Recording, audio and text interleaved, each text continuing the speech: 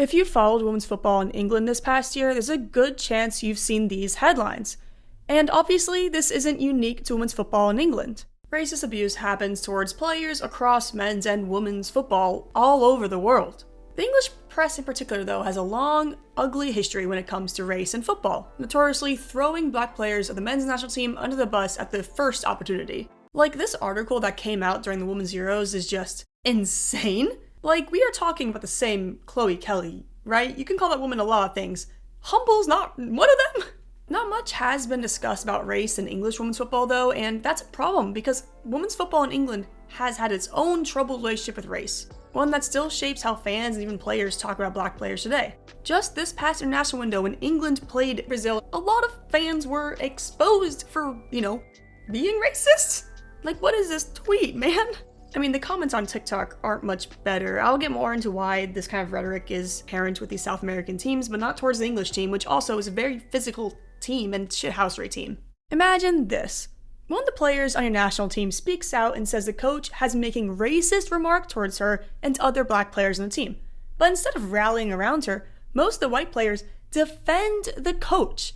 Then, that same coach gets sacked, not for racism, but because it turns out he was a nonce who had a relationship with a youth player. Then, everything comes out, it's confirmed that he did make those racist remarks. The player who outed him is never called up to the national team again, yet the players who defended the racist pervert face no consequences. Well, that's what happened to the England women's national team in 2017. And this may shock some of you. Women's football fandom has grown so much in the past few years, especially in England after the 2022 Euros win, so a lot of people just may not be aware of the history of the national team before that. And that's why we're here, because when people talk about players now who's classy, likable, a leader, or lazy, that old narrative still lingers. And the fact that 2017 was never really reckoned with is a big reason for this. This is obviously going to be more of a sensitive video. A lot of the players involved in that 2017 scandal are still very present in the national team space, either playing or working in the media. And I'll also be talking about more recent comments from certain players that come off as,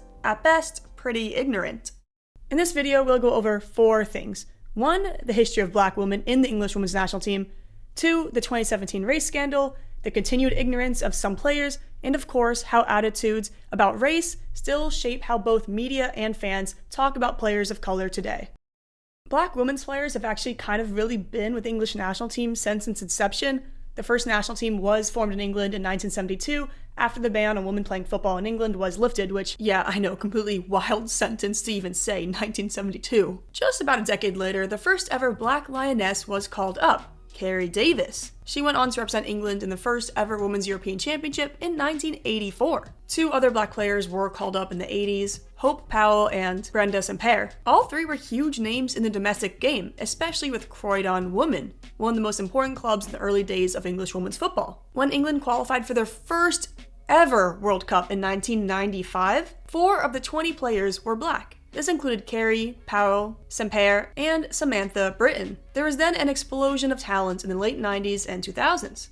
The legendary Rachel Yankee made her debut in 1997, Anita Asante in 2003, Alex Scott in 2004, Eniola Aluko also in 2004, and Leanne Sanderson in 2006. They would later be joined by Jessica Clark, Demi Stokes, and Drew Spence in the 2010s. Yankee, Alex Scott, and Aluko became 3 of England's best players during that whole period. The total number of black players who have represented the English women's national team still remains pretty shockingly low. Now, the player we really need to focus on here is Eniola Aluko. Now, before we really get into this, I know her reputation's a little bit different now as a pundit, but we are talking about Eniola Aluko, the player, so put those feelings you have of her aside, of her as a pundit, because the football player, oh my god, she was good. She signed for Birmingham City Women in 2001, a top flight team, at only 14 years old. Just 3 years later, at the age of 17, she was called up to the English women's national team, and she had all the hype in the world. Just 7 years later, in 2014, she was considered to be one of the best players in England and featured for them in every major tournament, playing a large part in England's 2015 World Cup campaign, where they finished 3rd. Their best result ever at that point under head coach Mark Sampson. Then, out of nowhere, she stopped getting called up in 2016 at only the age of 29. She was still one of Chelsea's best players and easily one of the top forwards in the Women's Super League, so nobody knew what was going on. Then 2017 rolled around. England reached the semi-finals of the Euros but lost to the eventual champions Netherlands. It seemed like the team was building something. And then a bombshell dropped.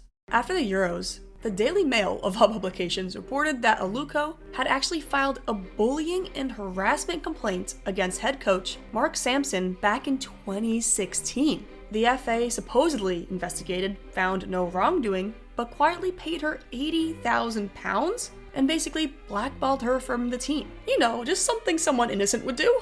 News outlets also released the nature of the alleged remarks as having racial and prejudicial connotations. Aluko came out publicly and said that the reports were true. Sampson made racist remarks against her and another black player on the team. The player was later revealed to be Drew Spence, who confirmed Aluko's story. And here's the thing, the FA didn't even properly investigate it. They never asked Spence about the comments at all. They were just covering for Sampson.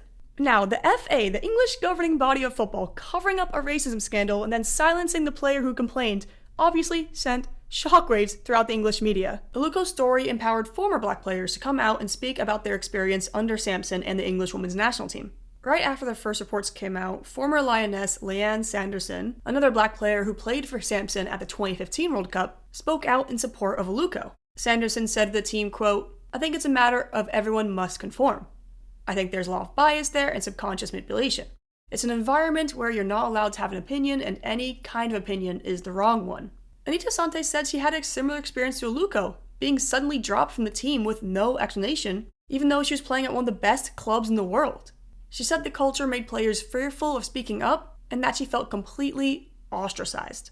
Yet when current white Lionesses were asked about it, they defended Mark Sampson. After Aluko spoke out, England's Jodie Taylor, of all people, gave multiple interviews with outlets like the BBC, dismissing Aluko, saying that there's no racism in the team and that the England squad are closer together following the accusations against Sampson. United in what? Racism? I mean, it's really interesting and telling, really, how they said the coach did something racist, yet the players took it an attack on them. The England squad had a World Cup qualifying game against Russia on September 19th. So yeah, this is all happening within like 1 month. After Nikita Paris scored for England, she ran up to Sampson and hugged him. Every England player on the pitch or on the bench joined in on the embrace, a clear symbol in support of Sampson and against Aluko. Sanderson, Asante, and Aluko all came out after the celebration and obviously criticized the players. Lines were drawn. Nikita Paris years later would apologize to Aluko. Midfielder Jordan Nobbs immediately defended the celebration. Quote, "It has been a tough time for all of us." Oh yeah, you guys are the real victim here. But what we've been doing over the past few years since Mark's been with the squad is developing a together team and a hard-working team. Getting to 2 semifinals of major tournaments, it doesn't just come out of the blue. So according to Jordan Nobbs, racism is okay if the football is good.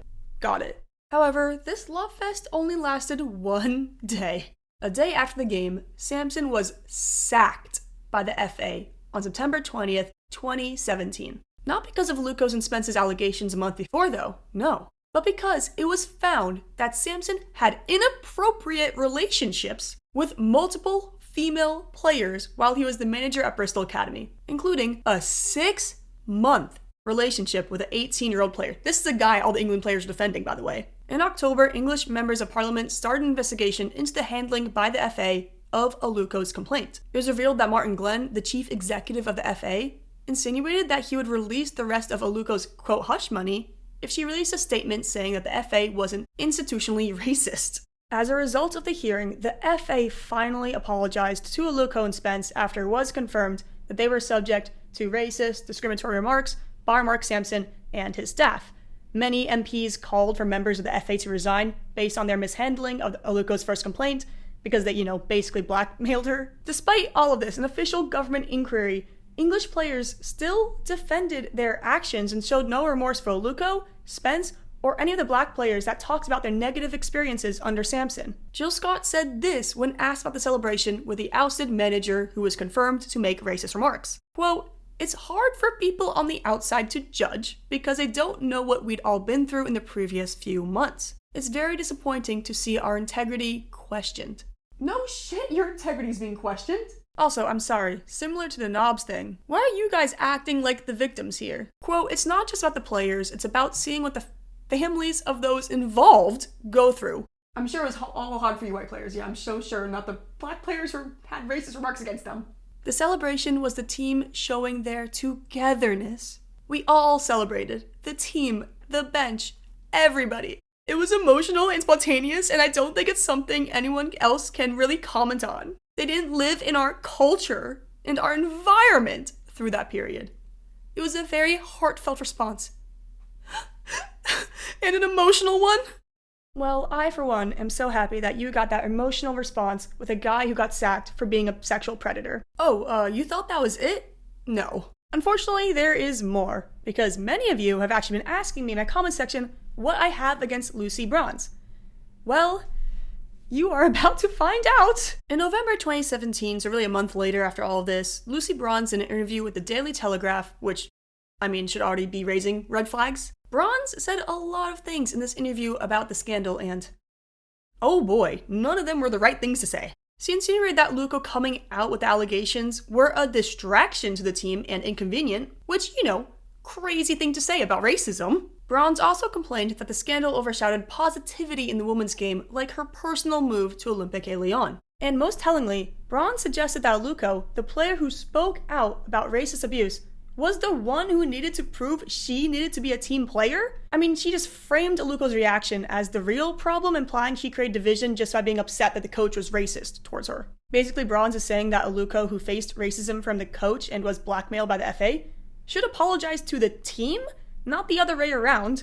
So again, the players blamed the black woman for speaking up about racism instead of asking themselves why so many black players have spoken up in the past few months. Yes, she said that Aluko, the player who was racially discriminated against, has to apologize to her teammates, the ones who are defending the guy who said racist comments to her. There has really been no attempt by many players to show potential guilt or express their sorriness for their actions. In 2020, Sanderson said that the players celebrating still makes her sick to her stomach, and that she doesn't think the girls realize how much that hurt the black players. Aluko has said that a few of the Chelsea players on the team apologized for their actions. The two names she gave were Fran Kirby and Karen Carney, who Aluko is close to. Only one player has publicly apologized to Aluko, and that was Nikita Paris in 2020, the player who started the celebration. It should be of note that the only player who has publicly apologized is black. All of the white players, meanwhile, saw Nikita Paris apologize for her actions, yet sat on their thumbs. Steph Houghton, Jordan Nobbs, Jill Scott, Bronze, and Millie Bright never publicly apologized. And the only times they were pressed, they still defended their actions despite the man confirmed to making racist statements towards his players. And they aren't held accountable, and whether they realize it or not, this has subsequently held up an unsafe environment for black players. The 2017 race scandal is a dark stain on the Lionesses that has really been brushed under the rug. But it shouldn't be forgotten that leaders on the team were protecting a nonce who said racist remarks towards at least 2 black players on the team. While England have not had a scandal like this since, that doesn't mean there haven't been clear examples of English players, or players of English clubs, continuing to show ignorance on the subject of race. Yes, it is time we talk about Beth Mead.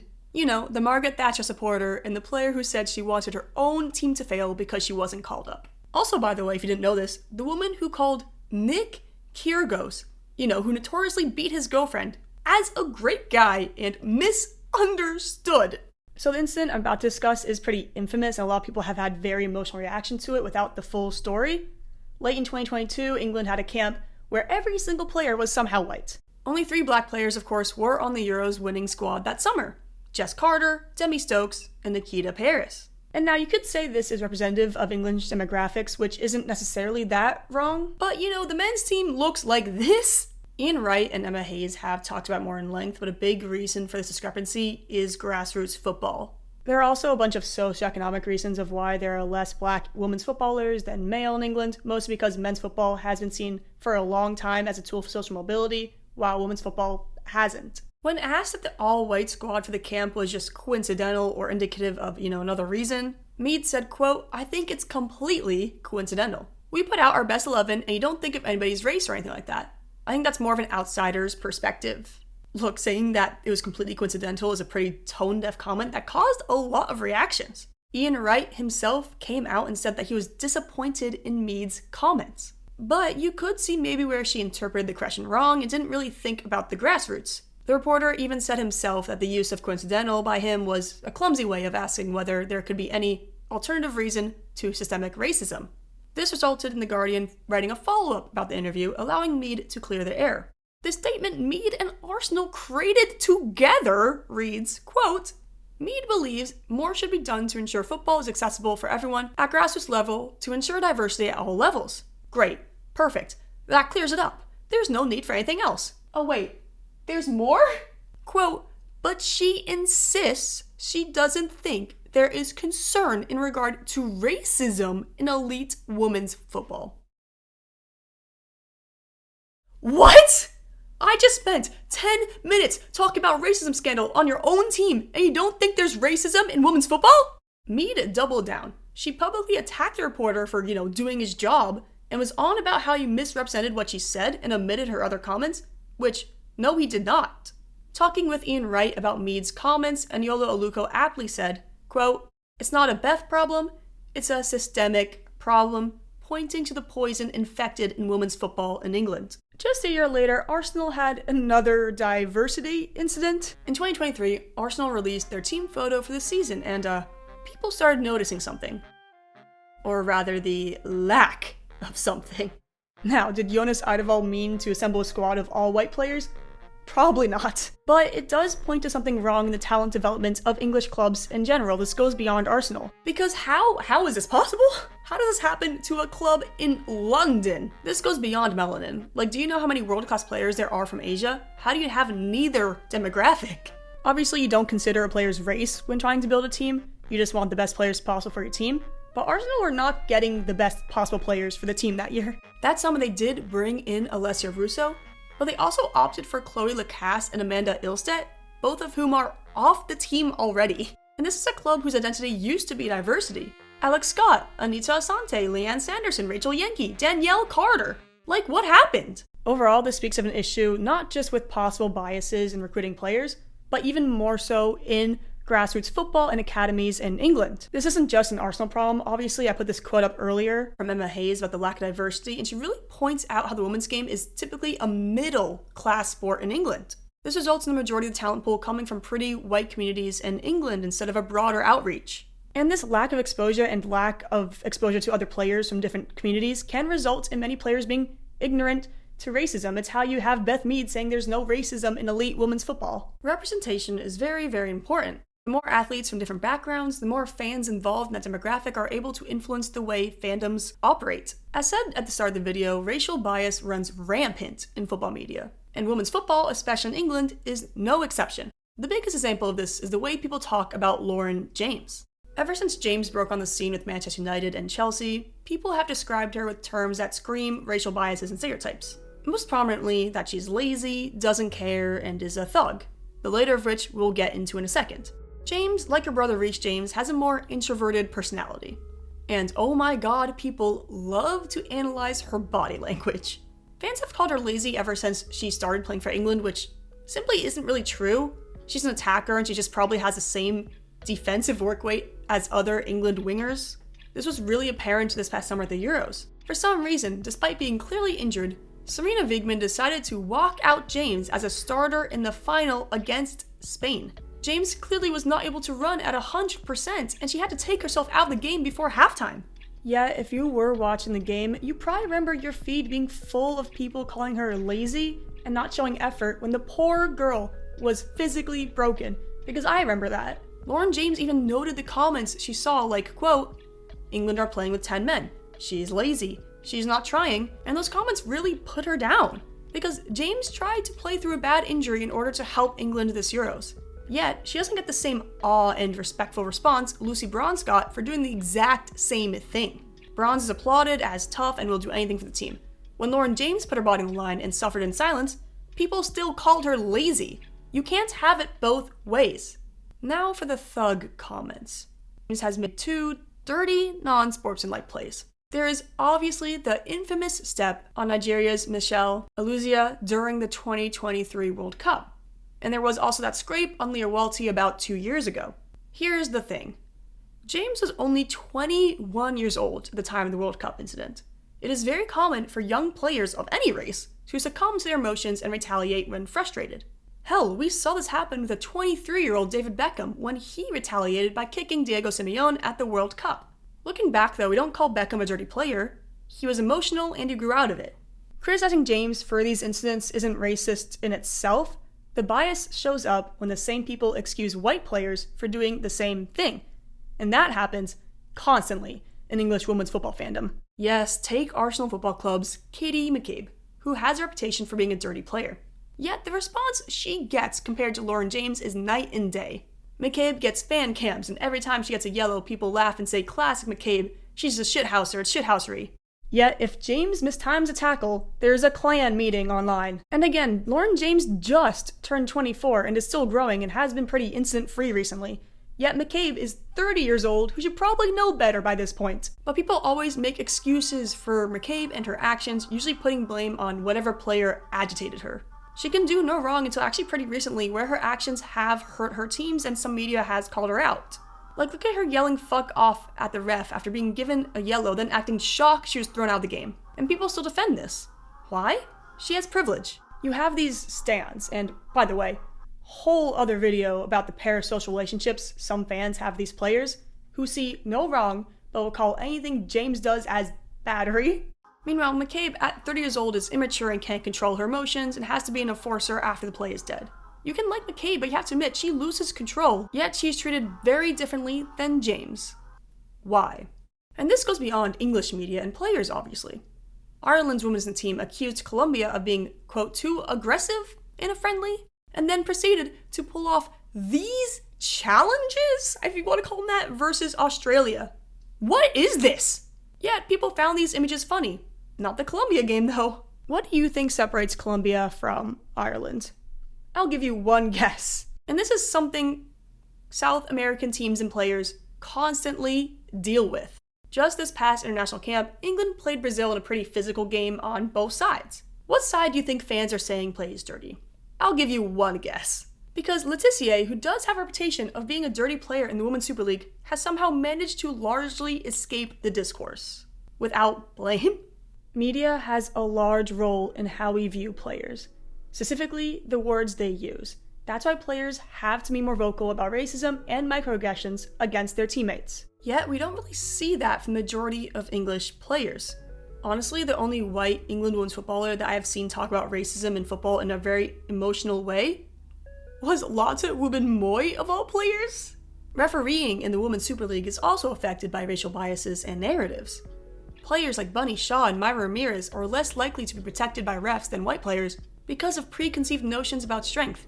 I have seen both of them get wiped out, yet the refs swallow their whistle. And it goes the other way also. There have been so many instances of Shaw and Ramirez making a clean tackle yet are called for a foul. After Jess Carter was racially abused at the Euros, many players obviously advocated for her, including, ironically, Lucy Bronze. Bronze expressed the team's frustration that this was still happening to players, and that they needed to find a way to use their platform to make a difference. Whoa, that's quite a different response to racism that I've seen from you before, Lucy. And oh boy, they need to find a way to do so, because when I saw Carter make those mistakes against Sweden, and Lauren James miss a penalty, I knew what was coming. The England players' reactions in 2017 to their teammate coming out and saying that she got racially abused by the coach is a product of the fact women's football in England has really been a white middle-class sport. There was an in-group and an out-group on the national team. Now, with the growth of women's football in England, it's pretty hard to imagine that if the same incident happened again, these players would react in the same way they did. But the fact that most fans don't know that their favorite players supported their racist coach and threw their teammate who was racially abused onto the bus, this shows an overall lack of accountability. As women's football continues to grow, women's football in England will get more diverse. We are starting to see talents flourish like Michelle Ajimang, who unfortunately just tore her ACL, and 16-year-old Chloe Sarri, and there's no doubt more to come. And the England national team is going to have to be a safer place for these players than the past. The players can't solve racism or the underlying biases we see regarding black players, but they can use their platforms to call out harmful narratives they see about their teammates. Will they choose to do so is another question, because they haven't in the past.